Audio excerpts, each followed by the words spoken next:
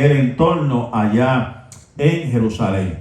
Después de haber hablado de lo que contamina al hombre, Jesús comienza y dice, vámonos, en otras palabras, como le dijo a los otros discípulos, esto es una manera de escapar de unas situaciones, pero también de traer una enseñanza, porque todo lo que hacía Jesús era estratégicamente hablando, era un propósito definido. O sea, Jesús no hacía las cosas por hacerlo, eran estrategias, y una de las estrategias que Jesús hacía era provocar situaciones para que la gente que estaba a su alrededor aprendieran de él, porque iba a llegar un momento que él se iba a ir, y al irse, pues ellos tenían que reaccionar y tenían que poner en práctica lo que él le había enseñado.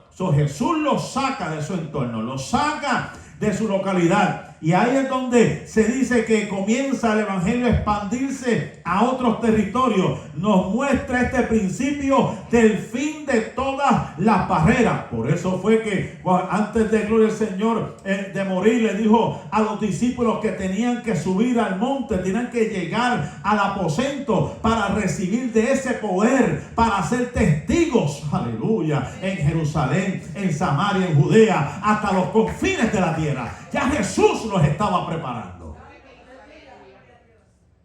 No había ningún lugar en Palestina donde pudiera estar seguro de que la gente lo dejaran tranquilo. Donde quiera que iba, la gente lo seguía.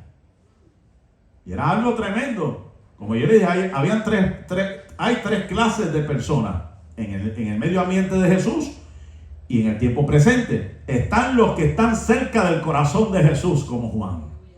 Están los que están cerca para acusarle, y están los que están de lejito para ver si en uno de los milagros pueden aprovecharse de la situación y comer de los panes y los peces. Tres tipos de personas: los que están cerca del corazón de Jesús, los que están a una distancia para ver cómo podían atacar a Jesús, y los que están a la distancia para ver si pueden beneficiarse de algo. Así es que Jesús decide irse al extremo norte de Galilea, y de allí pasó a la tierra de Tiro y la tierra de Sidón, donde vivían los fenicios. Allí por lo menos por algún tiempo estaría a salvo de aquella maligna hostilidad de los escribas y los fariseos, de la peligrosa popularidad de la gente, porque ningún judío se atrevía a seguirle a territorio gentil. Es tremendo. Jesús dijo, me voy a ir de aquí.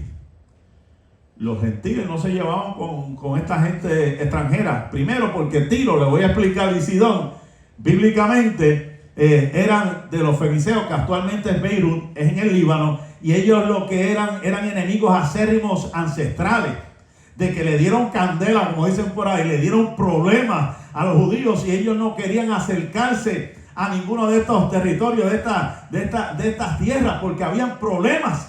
Y Jesús dijo, bueno, yo me voy por allá, esta gente yo sé que no me va a seguir, me va a dejar tranquilo, a lo mejor me encuentre con problemas allá, no me aceptarían, pero yo tengo que dar una lección a mis discípulos, ¿ves?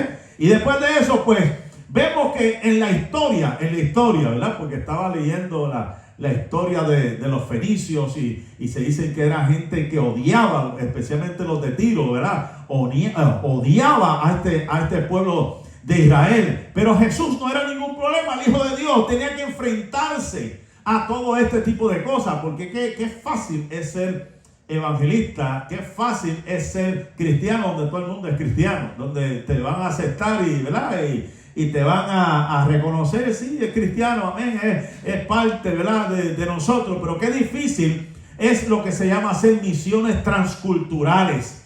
Qué difícil es llegar a un lugar y te miren por tu color de piel, por tu lenguaje, por tu acento, y te miren de una forma diferente. Qué difícil y qué fuerte se nos hace muchas veces a los latinos llegar a un lugar. Pero a Jesús no le importó los estereotipos, Jesús no le importó lo que la gente dijera de él. Él se movió a ese lugar porque como hijo de Dios tenía que romper con toda barrera.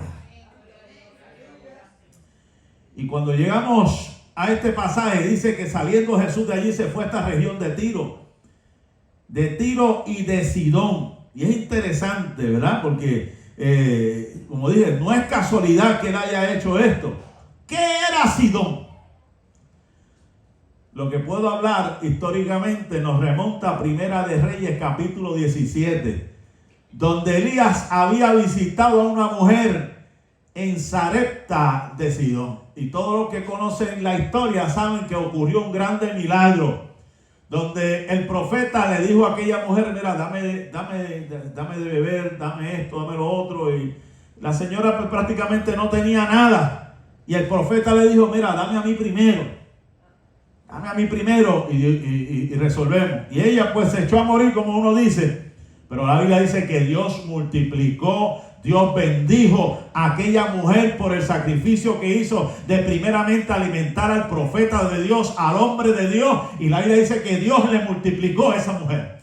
De tal manera que la harina ni el aceite escaseó en ese lugar. Para mí Jesús estaba como que remontándose, como que estaba: espérate, déjame visitar lo que era en aquel entonces el lugar donde hubo aquellos milagros, o aquel milagro poderoso hecho por el profeta Elías, también por el profeta Eliseo. Allí hay algo, y voy a enseñar también que por encima de esto hay uno que ha llegado a este lugar, aleluya, para manifestar su poder y su gloria.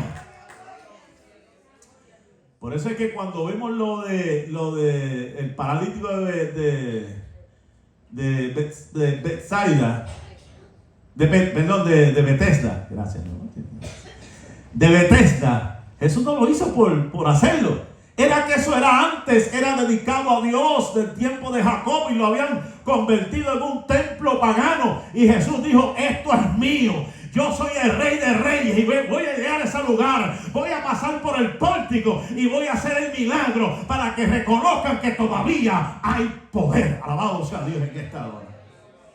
Ninguna de las cosas que Jesús hizo era casualidad. Y ahí vemos que, gloria al Señor, allí en Sarepta, en Sarepta de Sidón, ocurrió un grande milagro. Con aquel puñado de harina, gloria al nombre del Señor, y el poco de aceite. La Biblia dice que el profeta le dijo: no tengas temor, ves, haz como has dicho, pero hazme a mí primero, gloria al nombre del Señor, y después haz para ti y para tu hijo. Y para sorpresa, gloria al Señor, aquella mujer salió sorprendida del milagro, de lo que Dios había hecho. Alabado sea el nombre del Señor Jesús. Tiro. Me puse a analizar ahorita. Esto es algo, ¿verdad?, que el Señor nos sigue ministrando. ¿Por qué el odio tanto en contra de los judíos? Y es que si usted se pone a buscar Ezequiel capítulo 28, había una profecía en contra del rey de Tiro y de esta gente, gloria al nombre del Señor, en contra de Fenicia, porque eran gente que se habían apoderado, que se habían hecho ricos, pero eran soberbios, eran orgullosos.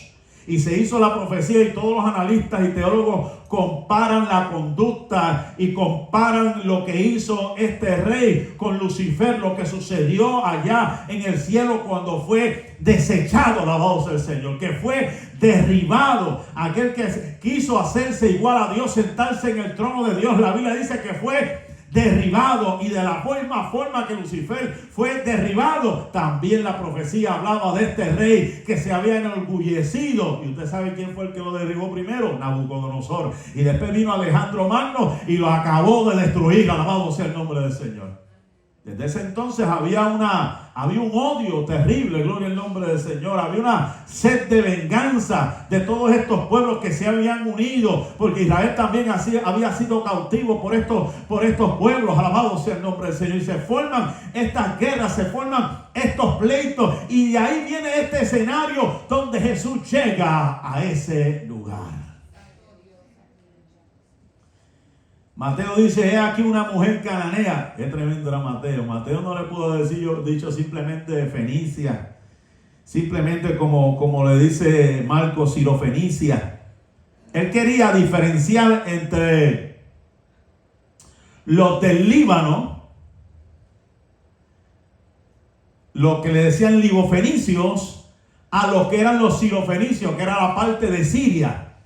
porque los que eran de la parte de Siria eran realmente los descendientes de los cananitas, los que habían hecho todo aquello en contra del pueblo judío. O sea que habían dos áreas, los del Líbano y los de Siria, que estaban divididos dentro de esa región costera de Fenicia. Y estos evangelistas dieron, mira, por si acaso, estos no son de los del Líbano, esta era de los de Siria, descendencia cananita, alabado sea el nombre del Señor. Y aquella mujer, dice aquí la escritura, aquella mujer cananea que había salido de aquella región, clamaba diciéndole, Señor, hijo de David.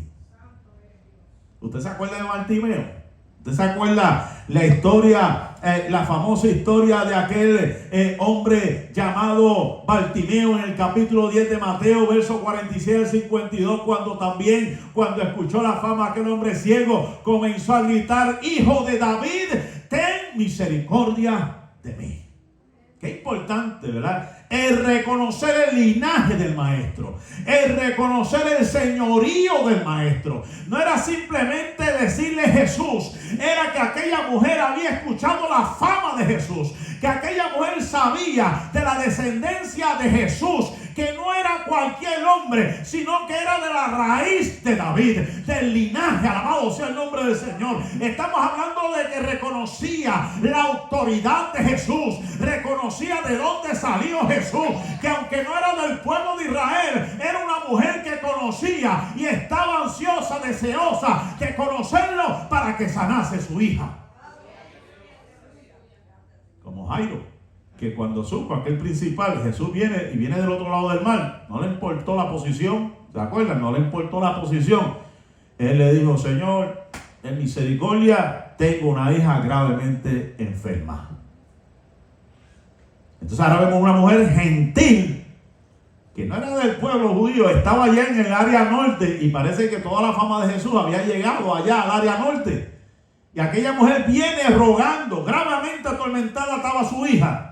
Se enfrenta a unas barreras que vamos a hablar. No era solamente enemigos ancestrales, como ya he explicado. No era solamente enemigos, sino que era mujer, que era el otro obstáculo que tenemos que hablar.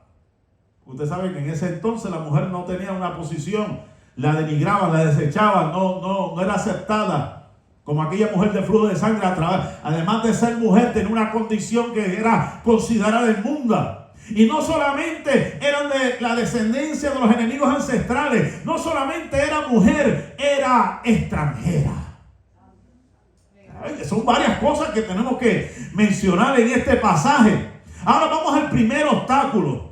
Al primer obstáculo, además de lo que ya he hablado, de que era mujer, de que la descendencia era sirofenicia de los cananeos, gloria al Señor, de que era extranjera. Ella se enfrenta a un obstáculo, porque ella, haciendo más o menos lo mismo que hizo la mujer del flujo de sangre, que no le importó el estereotipo, no le importó que dijeran que era mujer, ella hizo camino y llegó donde estaba Jesús. Y vemos que esta mujer, dice aquí, gritó, Señor, hijo de David. Lo primero que hizo, reconoció, vuelvo y digo, el señorío, el linaje de Jesús, y le dijo, ten misericordia de mí. Y le explica rápido, Mateo escribe y le dice qué fue lo que le dijo. Le dijo, Señor, mi hija está atormentada por un demonio. Ya hemos visto el poder de Jesús,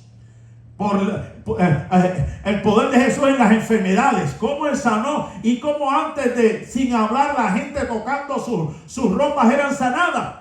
Ahora estamos en otra parte del ministerio de Jesús, que también era caracterizado no solamente por la sanidad divina, sino porque los demonios que estaban atormentando a la gente en aquel lugar también fueron reprendidos por el poder de Jesús.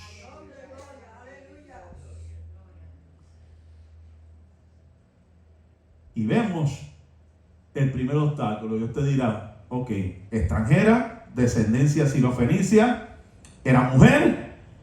Y vemos un obstáculo bien interesante, que para algunos dirán, pero ¿cómo es posible? Y es el verso número 23. El primer obstáculo que esta mujer ve, y podemos ver, y por eso les pedí a los hermanos el viernes, ustedes tienen que escuchar esto del domingo, es cuando Jesús hace silencio. Pero Jesús no le respondió palabras. No se sabe cuánto tiempo pasó. Puede haber sido minutos. Puede ser que pudo llegar hasta la media hora. Jesús no le respondió palabras. Y qué malo es cuando no escuchamos rápido la voz de Dios. Y qué difícil es entender el silencio de Dios. Qué difícil. Nos desesperamos cuando llevamos tiempo tratando de encontrar una respuesta a nuestro problema, a nuestra problemática. Ni por Urim, ni por Tumim, ni por nada escuchamos una respuesta. Qué difícil. Nosotros tratando de entender, Señor, pero ¿por qué? Señor, pero ¿por qué? Y hemos llegado a la conclusión, y se ha dicho aquí muchas veces, que muchas veces el silencio de Dios es una respuesta. Lo que te quiere decir es espera. Lo que te quiere decir, yo estoy trabajando. Lo que te quiere decir es, hay algo mejor para ti. Lo que te quiere decir, yo estoy peleando por ti. Y a veces no entendemos eso. Y nos desesperamos y queremos que sea todo como el microondas, que ponemos el reloj a 3.5 para el popcorn y empiecen a sonar las palomitas y ahí está la respuesta. Ya tengo mi popcorn ready. Pero Dios dice, no es a tu tiempo, no es a tu manera, es a mi tiempo, es a mi manera. Nos desesperamos, es la realidad. Nos angustiamos. Nos ponemos ansiosos en entender por qué se pasan las cosas. Nos llega la ansiedad, la desesperación, la angustia, la tristeza, el dolor. Y el tiempo pasa. Los años pasan. Y usted dirá, esto siempre me acuerdo, creo que lo dije aquí una vez hace mucho tiempo, y para los que no, ¿verdad? Siempre tengo que repetirlo, esta historia de un hombre que estaba bien enfermo. Y le pidió a Dios, Señor, sáname, estoy enfermo, no aguanto más este dolor. Y dice que escuchó la voz de Dios que le dijo, sal al campo. Sal al campo. Y él con su cuerpo enfermo salió al campo y vio una roca que estaba en una colina. Y le dijo, sube allá y empuja la roca. El hombre se empezó a luchar dentro de sí con muchos de nosotros. ¿Pero qué es esto? ¿Qué es eso de yo subir y empujar una roca? Esto no tiene sentido. Y empezaba a pelear y a pelear y a pelear. Y decía, pero Dios, esto no tiene sentido yo mover una roca. Sube y empuja la roca. Hasta que a los par de días fue para allá con su enfermedad. Y empezó a empujar. Y empezó a empujar. Y empezó a empujar. Pasaron los minutos, pasaron la media hora, pasó la hora. Y él empujando. Y el sol dándole la cabeza. Y el sudor comenzó a caer. Y él empujando. Hasta que se cansó. Y se sienta y dice, Dios, ¿qué pasó? No se ha movido ni un centímetro esta roca. A lo que escuchó la voz de Dios que le dijo, ¿no te has dando cuenta que mientras tú empujabas ya no estás sintiendo el mismo dolor? Que a lo que tú empujabas ya no estás sintiendo los mismos problemas. Yo no te mandé a que la moviera, yo te mandé a que empujara. A mí me toca moverla. Porque a veces que queremos mover las cosas por Dios. A ti no te ha llamado nadie a mover nada. A ti te ha llamado Dios a empujar. A ti te ha llamado Dios a ser parte de aquellos que estamos en el mismo barco, remando, empujando. El mover de Dios le toca a Dios. El mover de Dios, la acción de Dios, el milagro le toca a Dios. Mi alma alaba la gloria de Dios en esta hora. Mi alma alaba la gloria de Dios. Siento la presencia de Dios en este lugar, aleluya. Se mueve la roca. No te he dicho que si crees verás la gloria de Dios. Alabado sea Dios en esta hora. Señores, que yo he esperado tanto tiempo. Yo no te mandé a que la movieras, yo te mandé a que la empujaras. Señor. Señor, es que no ha sucedido nada. Yo no te mandé a que la movieras, yo te mandé a que la empujaras. Yo me encargaré del resto. Segundo obstáculo, gloria al nombre del Señor Jesús. Además de la respuesta, se acercan los discípulos. ¿No se ha dado cuenta que los discípulos como que de momento, como que se le iban, como dicen por ahí, se le iban las cabras? Y no entendían la visión de Jesús, lo que estaba sucediendo en el ambiente, en la dimensión espiritual. Y se ponen como medio, ¿verdad?, medio ignorantes o necios. Y a veces nos ponemos así como que en vez de ayudar, desayudamos a la gente. En vez de darle ánimo y fortaleza, le echamos como que un balde de agua fría a la gente. Vienen los discípulos y se acercan donde el maestro y le ruegan. Y le dice, despídela. Échala, que corra. Está dando voces, o sea, nos está volviendo locos su gritería. Señor, haz algo. Lo mismo que en la mujer del flujo de sangre, ¿se acuerdan? Que Jesús de momento se detiene y dice, alguien me ha tocado. Y ellos se le acercan, maestro, tanta gente que hay aquí y tú estás preguntando quién me ha tocado. A lo que la respuesta de Jesús fue, es que virtud y poder salió de mí. Tú no lo viste, pero yo lo sentí. Hay veces que eso pasa. Hay quienes no ven y otros sienten. Alma mía, alaba la gloria de Dios en esta hora. Hay quienes esperan algo, no ven nada, pero hay quienes no están esperando nada y reciben lo que otros andan buscando. Lo que no ves, hay otros que los están sintiendo, porque el evangelio es por fe, no es por vista. Hay quienes son, como dicen por ahí, como Santo Tomás, tienen que ver algo para poder creer. Yo no tengo que ver nada, yo no tengo que ver un palo que se parte en dos, yo no tengo que ver ángeles, no tengo que ver nada. Yo creo en la palabra, que soy un bienaventurado, que aunque no estuve ahí en el momento de la resurrección, yo creo que resucitó entre los muertos. Y eso me basta para creer en él. Alabado sea Dios en esta hora. Pero hay quienes nada más dependen de lo que puedan ver. Esto no es dependiendo de lo que tú puedas ver. Dios se manifiesta y se glorifica en medio de un pueblo que le crea a Él, viendo o no viendo. Pero había un obstáculo. Los discípulos querían que echara afuera a esa mujer, no le importó. Se pusieron insensibles, ¿no se dan cuenta? Una mujer que está atormentada ahí porque su hija está sufriendo y la tuvo que dejar encerrada, lo más seguro, con cadena para que no se escapara, que estaba siendo atormentada por un demonio. Y vienen estos hombres y le dicen, échala para el lado, córrela, maestro. Y ahí es donde viene la respuesta del maestro, que yo me imagino que eso fue otro baño de agua fría a esa mujer. Jesús dice, no soy enviado sino a las ovejas perdidas de la casa de Israel. Como quien dice, yo tengo una prioridad. Yo tengo una misión. Yo tengo una misión. Alabado sea el nombre del Señor Jesús. Pero si usted se va a Romanos, Pablo habla algo bien claro, que lo quiero repetir aquí. Romanos capítulo 1, para que usted vea la mención de Pablo sobre este asunto. Gloria al nombre del Señor. Capítulo 1, verso,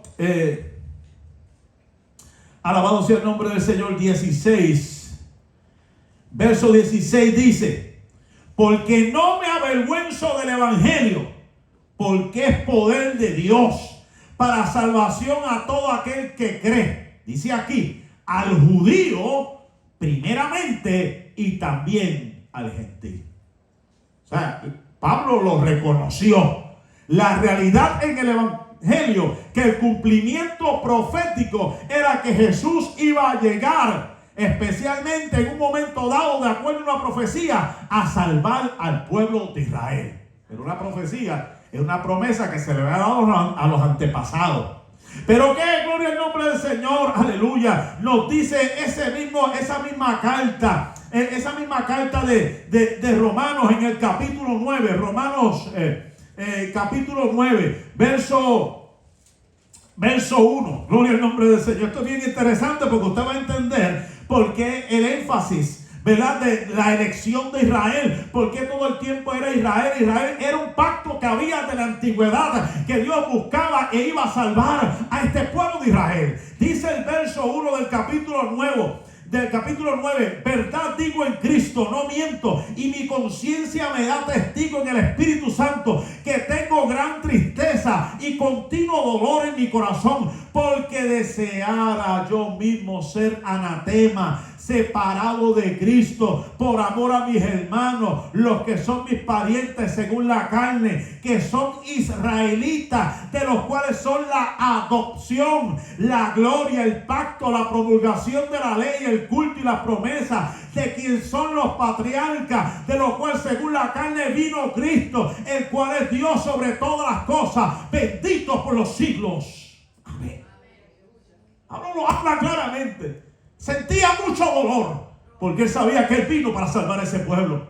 Pero ese pueblo lo rechazó. Esa es la pura verdad. Ese pueblo rechazó al maestro. Ese pueblo no aceptó al Mesías. Ese pueblo, gloria al Señor, prefirió a un hombre llamado Barrabás antes del maestro. Alabado sea el Señor. Pero ¿qué sigue diciendo la Biblia? Alabado sea el Señor. En Romanos capítulo 11. Versos 17 al 24.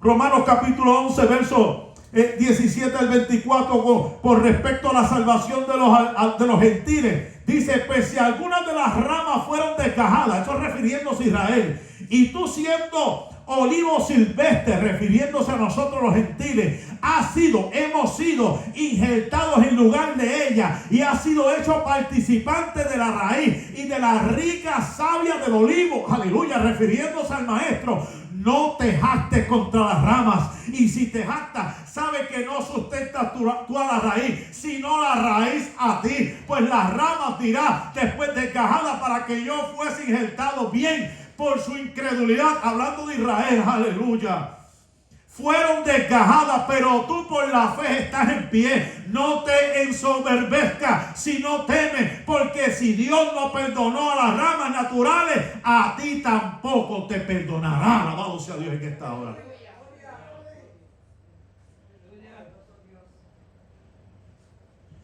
Porque si tú fuiste cortado de aquel por naturaleza es olivo silvestre, y contra naturaleza fuiste injertado, verso 16, cuánto más estos que son las ramas naturales serán injertados en su propio olivo. Acuérdate, somos ramas, no somos raíces. Fuimos injertados. El hecho de que Israel hubo fallado, el hecho de Israel hubo rechazado, no quiere decir que para siempre han sido rechazados. Hay una promesa de restauración también para ese pueblo. Somos las ramas de un mismo árbol. Tenemos que entender que aunque ellos hicieron lo que hicieron, Dios tiene una promesa. Y así como tiene una promesa de restauración para el pueblo de Israel en los tiempos de la grande tribulación, aleluya, donde volverá el corazón de esos hombres y de esas mujeres de corazón de piedra, corazón de carne, Dios también te restaura, Dios también te levanta, Dios también te hace nuevo. Alabado sea Dios en esta hora. Lo más interesante de este pasaje, estamos ya en el clímax del mensaje, alabado sea el nombre del Señor. Cuando esa mujer escucha la misión, recordándole al pueblo que la misión de él era de rescatar al pueblo de Israel, aquella mujer siendo griega también, porque la escritura en Marcos vemos que era griega, o sea que ella conocía la cultura y sabía esto de alegorías. Y sabía esto de historias narrativas que dan contrastes de la vida. Esa mujer se le acerca al maestro y le dice, gloria al Señor, no solamente le dice, sino que viene y se postra delante del maestro. Dice esa mujer, dice la escritura, entonces ella vino y se postró delante de él. Alabado sea Dios en esta hora. Es que lo más que mueve a Dios es cuando nos humillamos y reconocemos su autoridad. Y el postrarse lo que representa una señal de adoración. Ella vino, por eso es que la Biblia dice, venid confiadamente al trono de la gracia. Tenemos que acercarnos a Él, postrarnos ante su presencia para alcanzar el socorro.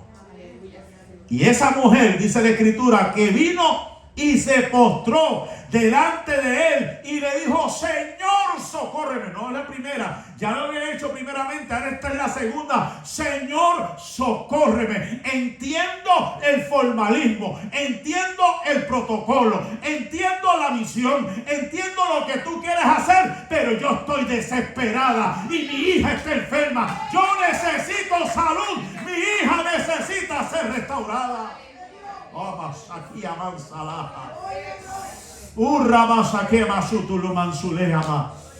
mi alma alaba la gloria de Dios en esta hora. Aleluya.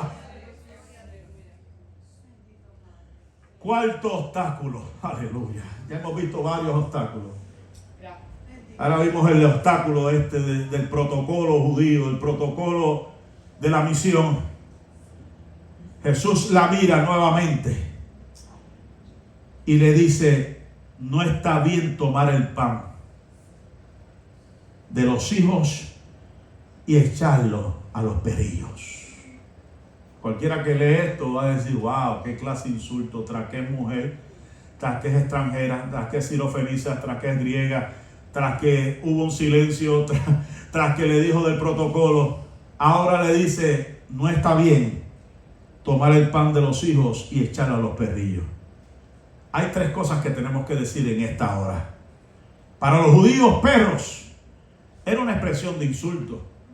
Eran considerados, aquellos que no eran judíos, los consideraban paganos y se les decía perros. Si usted busca la porción de Apocalipsis capítulo 22, el verso 15 dice: mas los perros estarán fuera. O sea que menciona la palabra perros. Lo que habla es de gente no judía, gente pagana. Ese era el concepto. Y los judíos entendían acerca de todo aquel que no era judío. Pero para los que eran semitas, o sea, los que estaban en contra de Israel, lógicamente era una expresión de insulto, porque perro para ellos era un animal callejero, un animal salvaje. Pero Jesús no le dijo perro a esa mujer. Jesús dice: no está bien tomar el pan de los hijos y echarlo a los perrillos. Lo dice en una forma diminutiva, en el sentido y según los intérpretes, el tono de voz. Por eso es que quería que escucharan. De Jesús no era lo mismo en un sentido de que usted pueda decir un insulto, a decir que Jesús sabía el estereotipo y sabía lo que significaba para los judíos y también sabía lo que significaba para los griegos. El decirle perro o perra, él le dijo perrillos, que es algo doméstico, una manera sutil de suavizar algo que se había implantado en la sociedad. Y aquella mujer, siendo griega, que conocía de alegorías, le dice: sí, Señor. Ella entendió rápido. Si fuera otro, un latino como nosotros: ¿tú me estás llamando qué? Que tú me estás llamando a mí, que esto es papelea, me quita el plan. Pero Jesús le dijo: no está bien dar el pan. Ya yo te estoy diciendo que este alimento yo lo traje, y mi prioridad y mi misión es a los de la casa. Pero esta mujer, siendo griega, bien inteligente, la captó seguida. Y eso es lo que Dios quiere de nosotros, que entendamos el mensaje como es, no distorsionado. Porque hay veces que decimos mensaje y el que lo transmite no lo dice claramente, y el que lo recibe lo interpreta a su manera.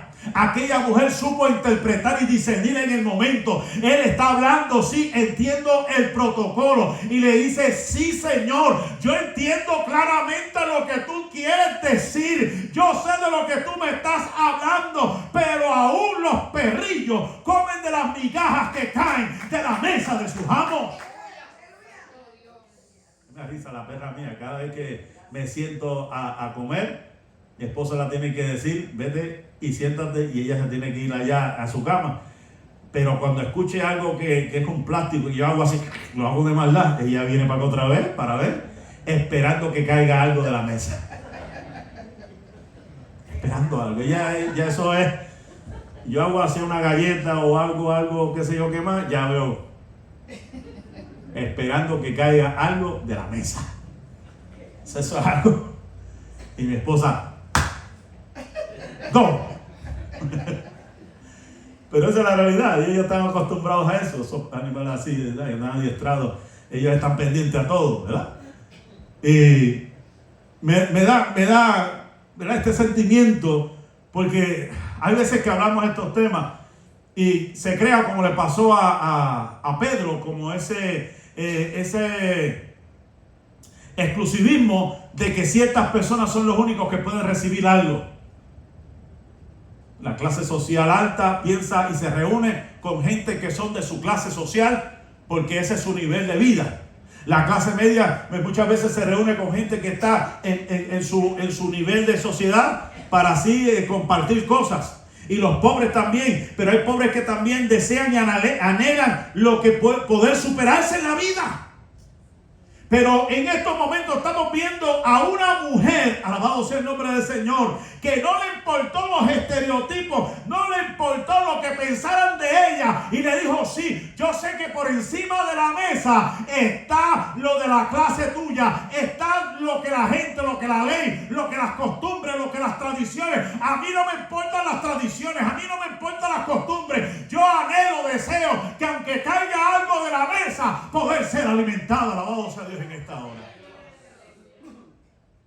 Y cuando vine esto, le digo a mi esposa: wow, esto como que de momento un flash me tocó y me llegó a Lucas capítulo 16 verso 21, cuando vemos un hombre que estaba a la puerta de un hombre rico anhelando de las migajas de la mesa del rico.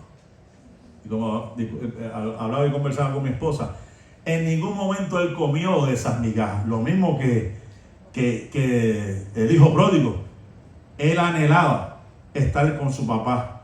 Él dijo: que en mi casa, pero nunca comió de esas algarrobas. Él estaba en ese lugar, estaba en lo más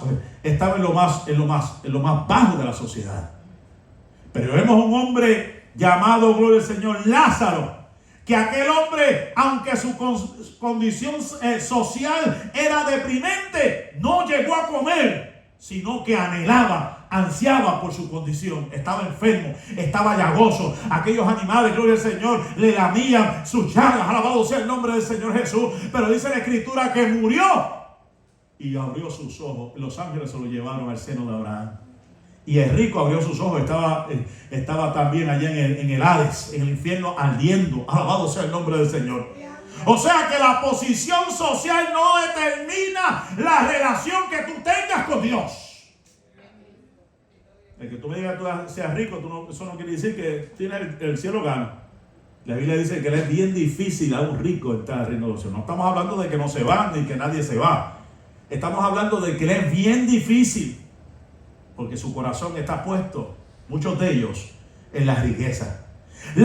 Por eso decimos que esa posición, y lo mismo que los pobres, porque hay quienes enseñan la teología de la pobreza, que hay quienes piensan que mientras más pobre, más humilde, y mientras más pobre y humilde, más cerca está del Señor. Eso no lo enseña la Escritura.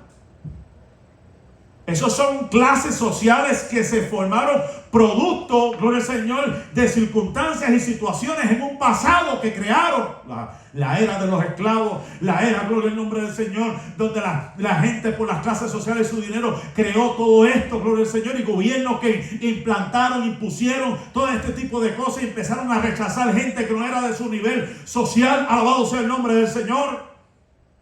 No es que se salven o no se salven, es lo difícil que a la gente le es llegar.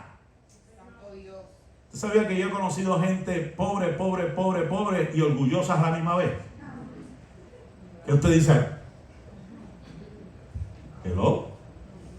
Que siendo y sabiendo que son de clase social, que no tienen recursos económicos, no quieren reconocer sus necesidades, se avergüenzan. Y hay ricos, sin embargo, que hemos conocido, que son bien abiertos y bien sociales, y parece que no lo son. Bien, yo supe de uno que cuando murió dejó casi $250,000 en el Banco Popular de Puerto Rico, y nadie sabía que ese hombre era rico. Él siempre andaba con una camisa de cuadrito, un pantalón bravo, una correíta, y iba por ahí y no le dejó nada a nadie. El banco se quedó prácticamente con todo, no dejó testamento ni nada.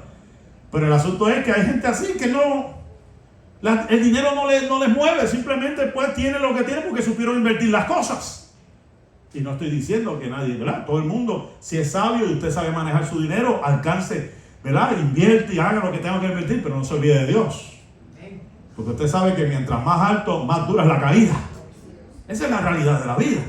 Y tampoco diga de aquellos, no, es que yo soy humilde, yo soy pobre, Dios me quiere así. Dios no te quiere así nada. Dios quiere que tú seas bendecido, Dios quiere que tú seas bendecida. Dios lo que te está enseñando en esta hora, que seas un buen mayordomo de los bienes que Dios te ha dado. Lázaro llegó al cielo con su deseo cada día de ser alimentado de la mesa del rey. Y eso a mí como que me empezó a trabajar. Aunque este hombre no tenía nada supuestamente, aunque este hombre, según la sociedad, estaba siendo marginado, su cuerpo tenía llaga, su cuerpo estaba asado, alabado sea el nombre del Señor, pero su anhelo y su deseo, lo que Jesús quiere decir, que no importando la situación difícil que tú te estés encontrando, yo me estoy encontrando, hay que desear, anhelar estar a la mesa del Rey, hay que desear, anhelar estar a la presencia de Dios, aleluya. Como le sucedió a este joven llamado Mefiboset, que era de la familia, gloria al Señor, de Saúl, y el rey David lo mandó a buscar y lo trajo a la mesa. El Señor te está llamando a la mesa. El Señor te está llamando a la mesa para que comas de su plato, para que comas y seas alimentado. Hay quienes han pasado por estas circunstancias amargas, difíciles, que desean y anhelan el poder, gloria al Señor, comer un buen plato en un momento difícil. Y hemos ido a lugares, Colombia, Haití, gloria al Señor, Santo Domingo. Yo le he mencionado varios países, pero también hemos estado aquí en las calles de Quilín, hemos estado en las calles y hemos ido a lugares que no creíamos que estaba sucediendo eso. Y cuando ven ese plato, cuando ven, gloria al Señor, ese abrigo, abren los ojos y reconocen, wow, yo no sabía que esto existía todavía. Yo no sabía que todavía hay hombres y mujeres que se compadecen de las necesidades de los demás. Alabado sea Dios en esta hora. Este hombre anhelaba, y eso me trabajó. No importó lo que estaba pasando, las circunstancias. Hay quienes, y yo no estoy de acuerdo con esto que voy a decir. Estuve en un lugar donde se enseñan que Lázaro representa a la iglesia miserable que vive de migajas. Yo no estoy de acuerdo, eso es antibíblico para mí. Nosotros vivimos y dependemos de la gracia y de la misericordia de Dios, no de las migajas de Dios. Lo que tenemos ha sido gracias a Él. Todo se lo debemos a Él. La sabiduría, la capacidad, la fuerza, la inteligencia, todo se lo debemos a Dios. Pero hay quienes enseñan que hay dos tipos de cristianos: el cristiano que vive bajo maldición o algo así de migajas, y el cristiano que tiene que vivir como rey, que tiene que siempre estar, aunque tenga las tarjetas de crédito por los cielos, aunque tenga las hipotecas que no las puede pagar, tiene que vestir como un rey. Y eso no es lo que enseña la Sagrada Escritura. La Sagrada Escritura lo que enseña es que seas agradecido con todo lo que tú tienes. Sean vuestras costumbres sin avaricia. Estar contentos con lo que tenéis. El Señor está cerca, dijo Pablo. Que no importa lo mucho, lo poco que tú tengas, sé agradecido con lo que Dios te ha dado. ¿Sabes por qué? Porque Él va a demandar de la capacidad que tienes.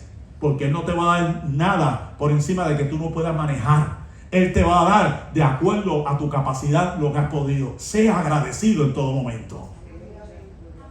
Lázaro le tocó, no se sabe cómo adquirió esa enfermedad, no se sabe cómo adquirió y pasó lo que pasó, pero fue marginado. Y aunque fue marginado y él anhelaba, cuando abrió sus ojos, estaba delante del Rey de Reyes, Señor de Señores. Que esto es lo más que importa en esta hora, que aunque estés pasando lo que estés pasando, anhela y desea, como dijo Pablo, que aunque esté ausente en el cuerpo, esté presente delante del Señor. Alabado sea Dios en esta hora.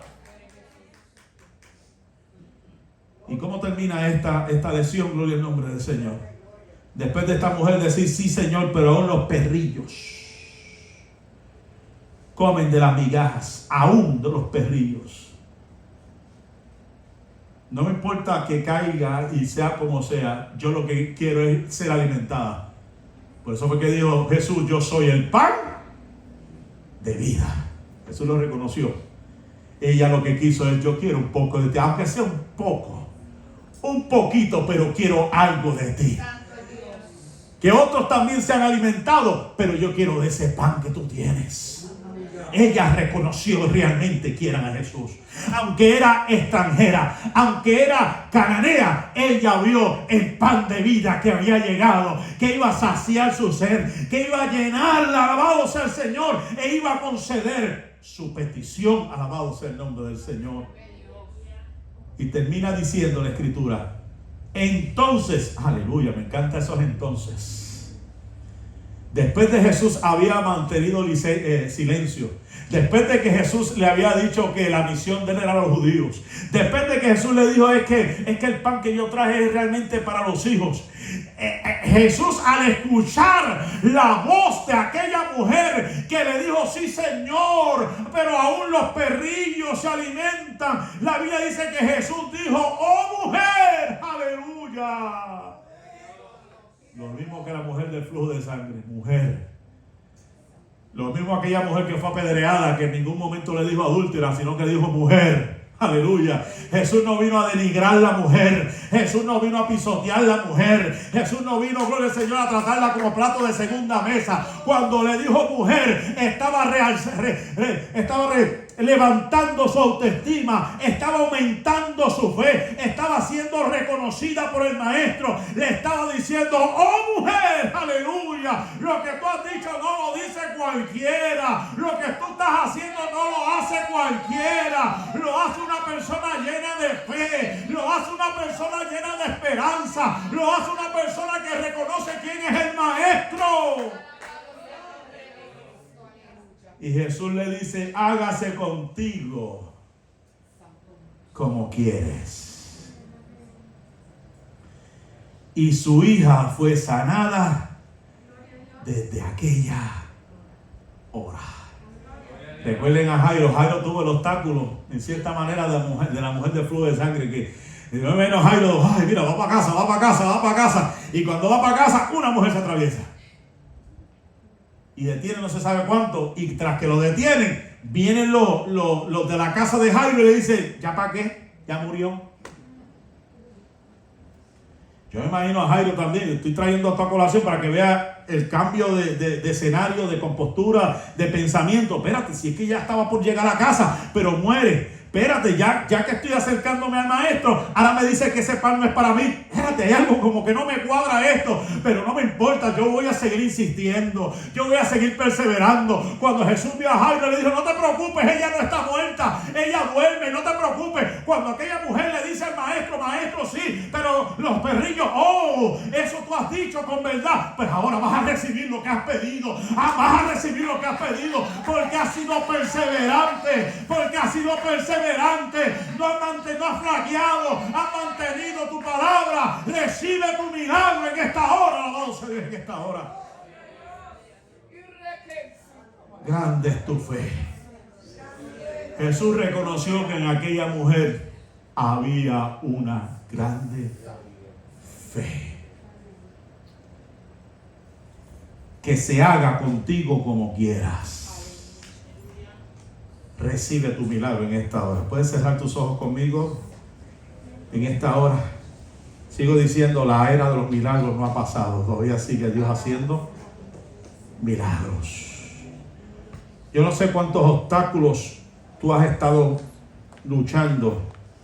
No sé cuántas batallas tú has estado teniendo. No sé cuál ha sido la adversidad que tú has estado. No sé cuánta gente se ha levantado y ha sembrado dudas, ha sembrado negatividad, o ha sembrado discordia, o ha sembrado animosidad, o ha sembrado todo tipo de pensamiento en tu vida. Pero la clave, si te has dado cuenta, es la perseverancia.